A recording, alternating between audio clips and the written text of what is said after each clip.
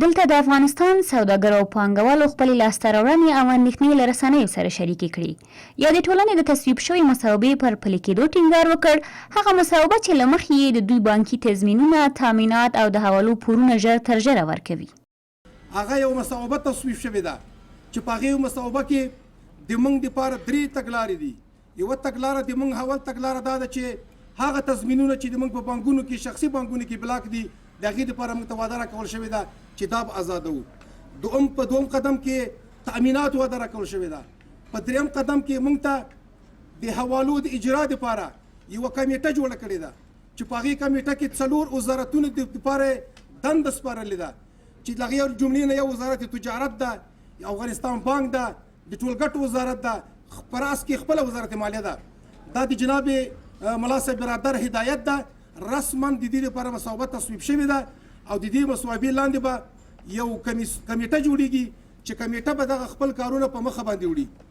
په ورته وخت کې پانګوالو د افغانستان د کنګل شویو پیسو پر ازادېدو ټینګار وکړ او د اندېښنې په ډول یې وویل که چېرته یا د پیسې ازادې نه شي، هیواد به له ځپل شوي اقتصادي بحران سره مخ شي. په ورته مهال یا د ټولنې یو ځل بیا له نړیوالې ټولنې په ځانګړې توګه له امریکا څخه وغوښتل چې د افغانستان کنګل شوې شتمنۍ دې ازاده کړي. په ځانګړي په امریکا غږ کوم چې د افغانستان د خلکو کنګل شوې بودیجه چې د افغانستان بانک او ملي پشتیوانه ده ژر تر ژره د افغانانو ته بیرته په واک کې ورکړي.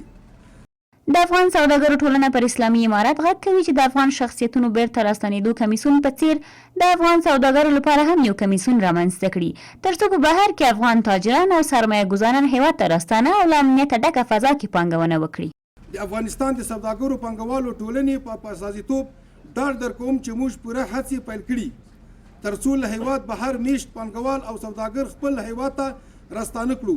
خو په اسلامي امارت هم غږ کوو چې د سیاسي شخصیتونو لپاره جوړ شوی کمیسیون په څیر د یو ځانګړی کمیسیون په بهر کې میشتو افغان پانګوالو او سوداګرو ته هم جوړ شي ترڅو هغوی په هغوی ډاډمن ډول هیواد ته راستانه او دلته پانګونه وکړي.